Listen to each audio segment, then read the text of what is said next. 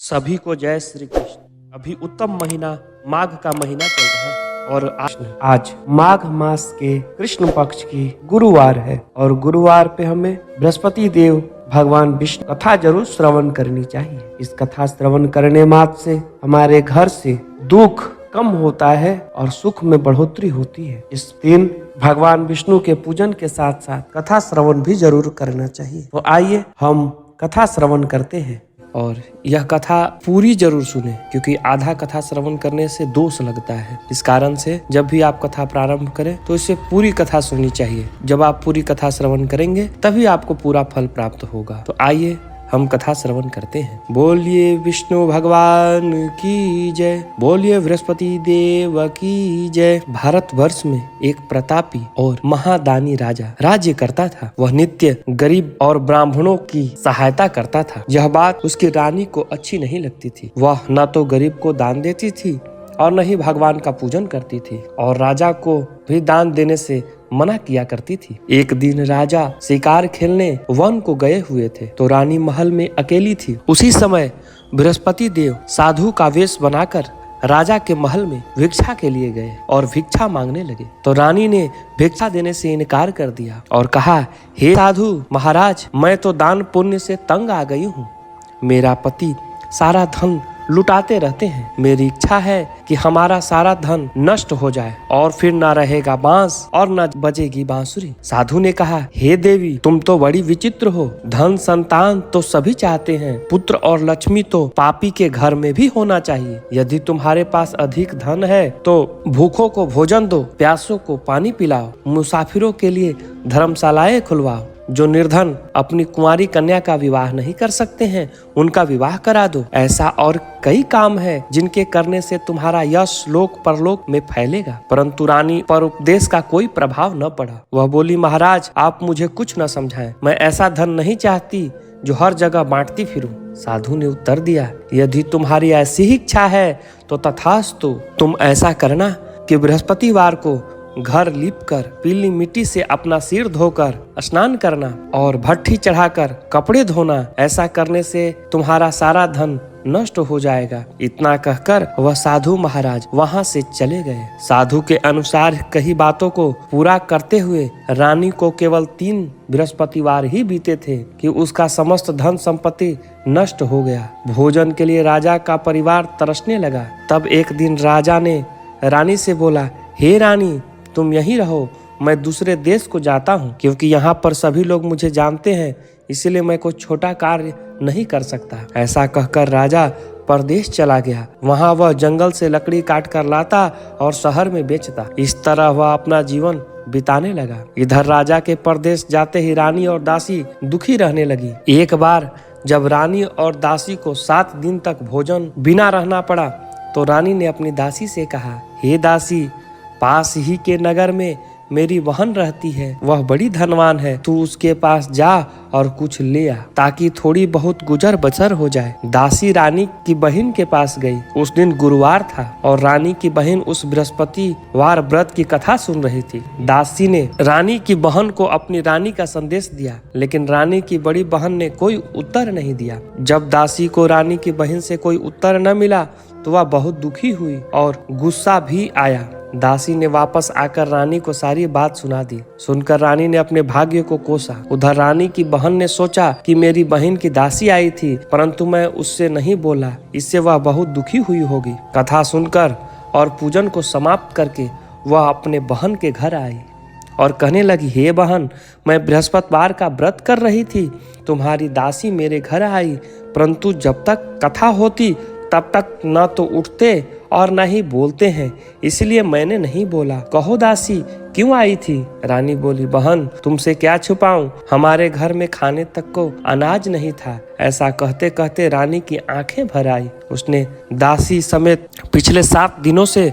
भूखे रहने तक की बात अपनी बहन को विस्तार पूर्वक सुना दी। रानी की बहन बोली, देखो बहन, भगवान बृहस्पति देव सबकी मनोकामना को पूर्ण करते हैं। देखो, शायद तुम्हारे घर में अनाज रखा हो। पहले तो रानी को विश्वास ही नहीं हुआ, पर बहन के आग्रह करने पर उसने अपने दासी को अंदर भेजा तो सचमुच अनाज से भरा एक घड़ा मिल गया। यह देखकर दासी को बड़ी हैरानी हुई। दासी रानी से कहने लगी, हे रानी, जब हमको भोजन नहीं मिलता तो हम व्रत ही तो करते हैं, इसीलिए क्यों ना इनसे व्रत और कथा की विधि पूछ ली जाए ताकि हम भी व्रत कर सकें। तब रानी ने अपने बहन से बृहस्पतिवार व्रत के बारे में पूछा। उसकी बहन ने बताया, बृहस्पतिवार के व्रत में चने की दाल और मुनक्का से विष्णु भगवान का केले की जड़ में पूजन करें तथा दीपक जलाएं, व्रत कथा सुने और पीला भोजन ही करें। इसमें बृहस्पति देव प्रसन्न होते हैं।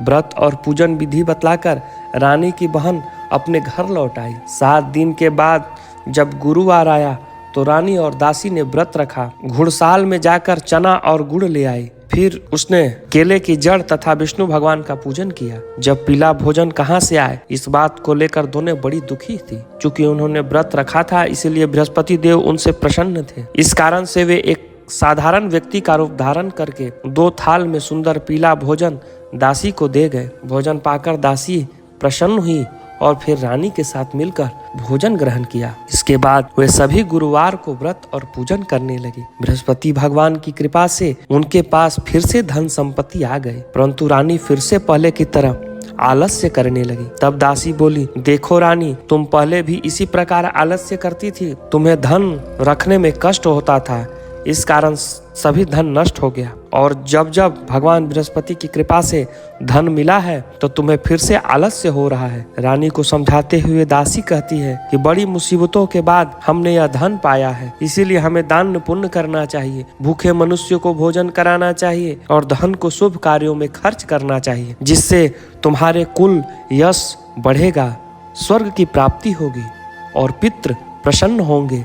दासी की बात सुनकर रानी अपना धन शुभ कार्यों में खर्च करने लगी, जिससे पूरे नगर में उसका यश फैलने लगा। एक दिन राजा दुखी होकर जंगल में पेड़ के नीचे आसन जमाकर बैठ गया। वह अपनी दशा को याद करके व्याकुल होने लगा। बृहस्पतिवार का दिन था। एकाएक उसने देखा कि निर्जन वन में एक साधु प्रकट हुए। वह साधु वेश में स्वयं बृहस्पति देवता थे। लकड़हारे के सामने आकर बोले, हे लकड़हारे, इस सुनसान जंगल में तुम चिंता मग्न क्यों बैठा है? लकड़हारे ने दोनों हाथ जोड़ करके प्रणाम किया और उत्तर दिया, महात्मा जी, आप सब कुछ जानते हैं, मैं क्या कहूँ? यह कहकर रोने लगा और साधु को अपनी आत्मकथा सुनाई। महात्मा जी ने कहा, तुम्हारी स्त्री ने बृहस्पति के दिन बृहस्पति भगवान का निरादर किया, जिसके कारण रुष्ट होकर उन्होंने तुम्हारी यह दशा कर दी है। अब तुम चिंता को दूर करके मेरे कहने पर चलो तो तुम्हारे सभी कष्ट दूर हो जाएंगे और भगवान पहले की तरह अधिक धन संपत्ति देंगे। तुम बृहस्पतिवार के दिन कथा किया करो। 2 पैसे के चने मुनक्का लाकर उसका प्रसाद बनाओ और शुद्ध जल से लोटे में शक्कर मिलाकर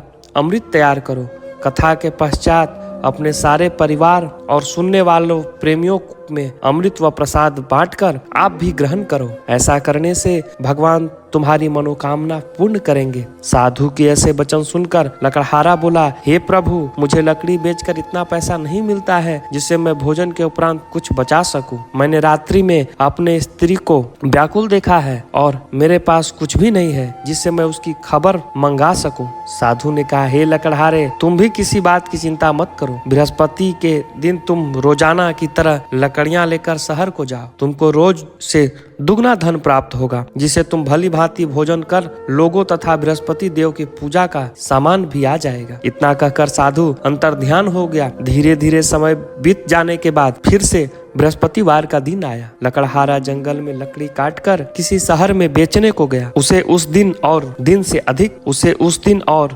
अधिक पैसा मिला। राजा ने चना गुड़ आदि लाकर गुरुवार का व्रत किया। इस दिन से उसे सभी क्लेश दूर हो गए। परंतु जब भी दोबारा गुरुवार दिन आया तो बृहस्पतिवार का व्रत करना भूल गया। इस कारण बृहस्पति भगवान नाराज हो गए और उस दिन उस नगर के राजा ने विशाल यज्ञ का आयोजन किया तथा शहर में यह घोषणा करा दी कि कोई भी मनुष्य अपने घर में भोजन न बनावे, न आग जलावे, समस्त जनता मेरे यहाँ भोजन करने आवे। इस आज्ञा को जो न मानेगा उसे फांसी की सजा दी जाएगी। इस तरह घोषणा संपूर्ण नगर में करवा दी गई। राजा की आज्ञा के अनुसार शहर के सभी लोग भोजन करने गए, लेकिन लकड़हारा कुछ देर से पहुंचा, इसीलिए राजा ने उसको अपना साथ घर लिवा ले गए और ले जाकर भोजन करा रहे थे तो रानी की दृष्टि उस खूंटी पर पड़ी जिस पर उसका हार लटका हुआ था। वह वहां पर दिखाई नहीं दिया। रानी ने निश्चय किया कि मेरा हार इस मनुष्य ने चुरा लिया है। उसी समय सिपाहियों को बुलाकर उसे कारागार में डलवा दिया। जब लकड़हारा कारागार में पड़ गया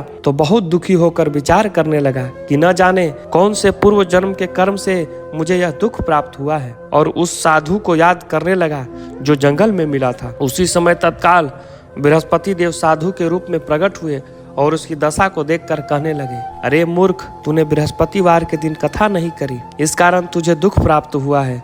अब चिंता मत कर, बृहस्पतिवार के दिन कारागार के दरवाजे पर 4 पैसे पड़े मिलेंगे, उनसे तू बृहस्पति देव की पूजा करना, तेरे सभी कष्ट दूर हो जाएंगे। बृहस्पति के दिन उस 4 पैसे मिले। लकड़हारे ने कथा कही। उसी रात्रि को बृहस्पति देव ने उसे नगर के राजा को स्वप्न में कहा, हे राजन, तूने जिस आदमी को कारागार में बंद कर दिया है वह निर्दोष है, वह राजा है, उसे छोड़ दो। रानी का हार उसी खूंटी पर लटका है। अगर तूने ऐसा नहीं करेगा तो मैं तेरे राज्य को नष्ट कर दूंगा। इस तरह रात्रि के स्वप्न को देखकर राजा सुबह उठकर खूंटी पर हार देखकर लकड़हारे को बुलाकर क्षमा मांगी तथा लकड़हारे को योग्य सुंदर वस्त्र और आभूषण देकर विदा कर दिया। बृहस्पति देव की आज्ञा के अनुसार लकड़हारा अपने नगर को चल दिया। राजा जब अपने नगर के निकट पहुंचा तो उसे बड़ा आश्चर्य हुआ।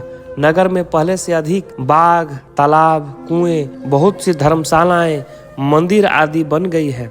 राजा ने पूछा, किसका बाग और धर्मशाला है? तब नगर के सब लोग कहने लगे, यह सब रानी और दासी के हैं। तो राजा को आश्चर्य हुआ और गुस्सा भी आया। जब रानी ने यह खबर सुनी कि राजा आ रहे हैं तो उसने दासी से कहा कि हे दासी, देख, राजा हमको कितनी बुरी हालत में छोड़कर गए थे। हमारी ऐसी हालत देखकर वह लौट ना जाए, इसीलिए तू दरवाजे पर खड़ी हो जा। आज्ञा के अनुसार दासी दरवाजे पर खड़ी हो गई। राजा आए तो उन्होंने अपने साथ लिवा लाई। तब राजा ने क्रोध करके अपनी रानी से पूछा, यह धन तुम्हें कैसे प्राप्त हुआ है? तब उसने कहा, हमें यह सब धन बृहस्पति देव के इस व्रत के प्रभाव से प्राप्त हुआ है। तब राजा ने निश्चय किया कि 7 रोज बाद तो सभी बृहस्पति देव की पूजा करते हैं, परंतु मैं प्रतिदिन 3 बार यह कथा तथा रोज व्रत किया करूंगा। अब हर समय राजा के दुपट्टे में चने की दाल बंधी रहती तथा दिन में 3 बार कथा करता और कथा सुनता। एक रोज राजा ने विचार किया कि चलो अपने बहन के यहाँ से हो आओ। इस तरह निश्चय करके राजा घोड़े पर सवार होकर अपने बहन के यहाँ चलने लगा। मार्ग में उसने देखा कि कुछ आदमी एक मुर्दे को लिए जा रहे हैं। उन्हें रोककर राजा कहने लगा, अरे भाइयों, मेरी बृहस्पति देव की कथा सुन लो। वे बोलो, लो, हमारा तो आदमी मर गया है, इसको अपनी कथा की पड़ी है। परंतु कुछ आदमी बोलो, अच्छा कहो, हम तुम्हारी कथा भी सुनेंगे। राजा ने दाल निकाली और जब कथा आधी हुई तो मुर्दा हिलने लगा, और जब कथा समाप्त हो गई तो राम राम करके मनुष्य उठकर खड़ा हो गया। आगे मार्ग में उसने एक किसान खेत में हल चलाता मिला। राजा ने उसे देखकर और उससे बोला, अरे भैया, तुम मेरी बृहस्पतिवार की कथा सुन लो। किसान बोला, जब तक मैं तेरी कथा सुनूंगा तब तक 4 हरैया हर जोत लूंगा। जा अपनी कथा किसी और को सुनाना। इस तरह राजा आगे चलने लगा। राजा के हटते ही बैल पछाड़ खाकर गिर गया तथा किसान के पेट में बड़ी जोर का दर्द होने लगा। उसी समय उसकी माँ रोटी लेकर आई। उसने जब यह देखा तो अपने पुत्र से सब हाल पूछा और बेटे ने सभी हाल कह दिया। तो बुढ़िया दौड़ी दौड़ी उस घुड़सवार के पास गई और बोली कि मैं तेरी कथा सुनूंगी, तू अपनी कथा मेरे खेत पर चलकर ही कहना। राजा ने बुढ़िया के खेत पर जाकर कथा कही, जिसके सुनते ही बैल उठकर खड़े हो गए। किसान का पेट का दर्द भी सही हो गया। राजा अपने बहन के घर पहुंचा। बहन ने भाई की खूब मेहमान नवाजी की। दूसरे रोज प्रातः काल राजा जगा तो वह देखने लगा कि सब लोग भोजन कर रहे हैं। राजा ने अपने बहन से कहा, ऐसा कोई मनुष्य है जिसने भोजन नहीं किया है?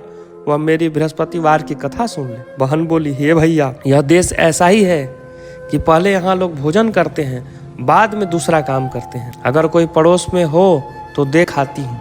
वह ऐसा कहकर देखने चली गई परंतु उसे कोई ऐसा व्यक्ति नहीं मिला जिसने भोजन न किया हो। अतः वह एक कुम्हार के घर गई जिसका लड़का बीमार था। उसे मालूम हुआ कि उसके यहाँ 3 रोज से किसी ने भोजन नहीं किया है। रानी ने अपने भाई की कथा सुनने के लिए उस कुम्हार को कहा तो वह तैयार हो गया। राजा ने जाकर बृहस्पतिवार की कथा कही जिसको सुनकर उसका लड़का ठीक हो गया। अब तो राजा की प्रशंसा होने लगी। एक रोज राजा ने अपने बहन से कहा कि हे बहन, हम अपने घर को जाएंगे, तुम भी तैयार हो जा। तब राजा की बहन ने अपनी सास से कहा तो सास ने कहा कि चली जा, परंतु अपने लड़के को मत ले जाना क्योंकि तेरा भाई के यहाँ कोई औलाद नहीं है। बहन ने अपने भैया से कहा हे भैया, मैं तो चलूंगी पर कोई बालक नहीं जाएगा।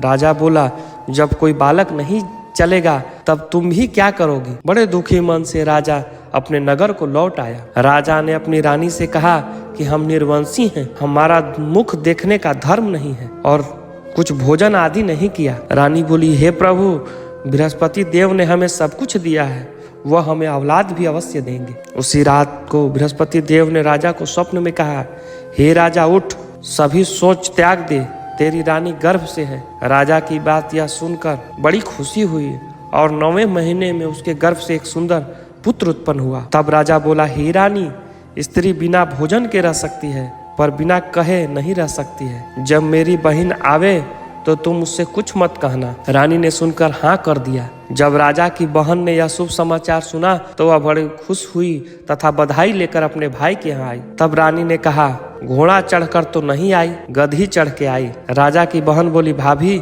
मैं इस प्रकार न कहती तो तुम्हें औलाद कैसे मिलता। बृहस्पति देव ऐसे ही हैं, जैसे जिसके मन में मनोकामना है सभी को पूर्ण करते हैं। जो सदा भावना पूर्वक बृहस्पतिवार का व्रत करता है तथा कथा पढ़ता या सुनता है और दूसरों को सुनाता है तो बृहस्पति देव उसकी सभी मनोकामना पूर्ण करते हैं। भगवान बृहस्पति देव उसकी सदैव रक्षा करते हैं तथा संसार में जो मनुष्य सद्भावना से भगवान जी का पूजन व्रत सच्चे मन से करता है तो उसकी सभी मनोकामनाएं पूर्ण होते हैं। जैसे सच्ची भावना से रानी और राजा ने उनकी कथा का गुणगान किया तो उनकी सभी इच्छाएं बृहस्पति देव ने पूर्ण की। इसीलिए पूर्ण कथा सुनने के बाद प्रसाद लेकर ही जाना चाहिए। हृदय से उनका मनन करते हुए और जयकारा बोलना चाहिए। बोलिए बृहस्पति देव भगवान की जय, बोलिए विष्णु भगवान की जय।